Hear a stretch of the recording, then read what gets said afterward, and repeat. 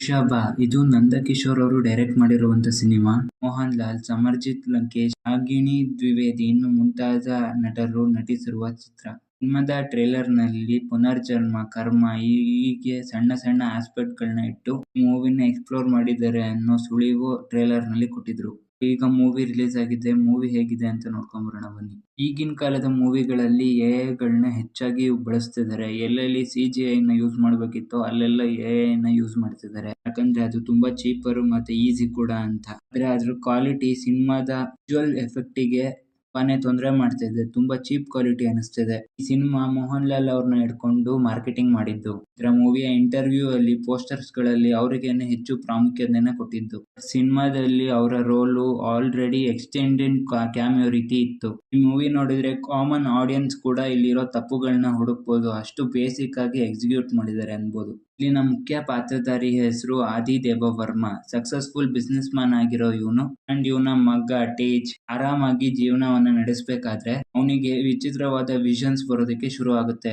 Guns ಗಳು ಅವನಿಗೆ ಬರ್ತಾನೆ ಇರ್ತವೆ. ಇದಕ್ಕೆಲ್ಲ ಏನ್ ಕಾರಣ, ಇವೆಲ್ಲ ಸರಿ ಆಯ್ತಾ ಇಲ್ಲ ಅನ್ನೋದೇ ಸಿನಿಮಾದ ಪ್ಲಾಟ್. ಇಲ್ಲಿ ಇದ್ದಂತ ಡೈರೆಕ್ಟರ್ ಗಳಾದ ನಂದಕಿಶೋರ್ ಬಳಿ ಮೂವಿಯಲ್ಲಿ 2 ಸಬ್ಜೆಕ್ಟ್ ತಿಳಿಸ್ಬೇಕು ಅಂತ ಅನ್ಕೊಂಡಿದ್ರ ಅನ್ಸುತ್ತೆ. ಒಂದು ಅಪ್ಪ ಮಗನ ಸಂಬಂಧ, ಇನ್ನೊಂದು ಪೀಳಿಗೆಗಳಿಂದ ಪಾಸ್ ಆಗಿ ಬರ್ತಿದ್ದಂತ ಶಾಪ.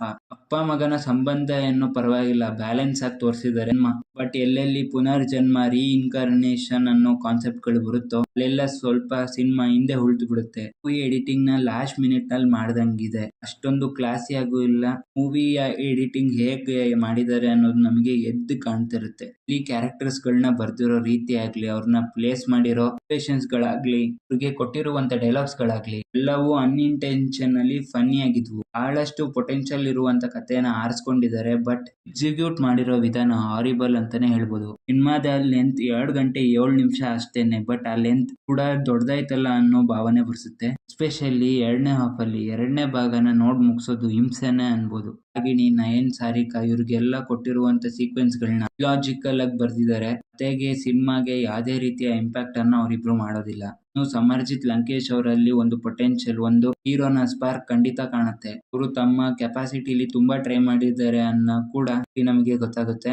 ನನ್ನ ಮೂವಿ ನೋಡ್ಬೇಕಾ ನೋಡ್ಬಾರ್ದ ಅಂತ ನನ್ ಕೇಳೋದಾದ್ರೆ ಈ ಮೂವಿನ ನೀವು OTT ಬಂದ್ಮೇಲೆ ನೋಡ್ಬೋದು. ಅಂದ್ರೆ ತುಂಬಾ ಆವರೇಜ್ ಆಗಿದೆ. ತುಂಬಾ ಟೈಮ್ ಕನ್ಸ್ಯೂಮಿಂಗ್ ಆಗಿ ಅನ್ಸುತ್ತೆ. 2 ಗಂಟೆ ವೇಸ್ಟ್ ಅಂತಾನೆ ಅನ್ಬೋದು. ಮೋಹನ್ ಲಾಲ್ ಅವ್ರ ಸಿನಿಮಾಗಳನ್ನ ಇಷ್ಟಪಡೋರಾದ್ರೆ ನೀವು ಹೋಗಿ ನೋಡ್ಬೋದು. ಅಂದ್ರೆ ಇದೊಂದು ಬೇಸಿಕ್ ಮೂವಿ ಅಂತಾನೆ ಹೇಳ್ಬೋದು. OTT ಬಂದ್ಮೇಲೆ ನೀವು ನೋಡಿ.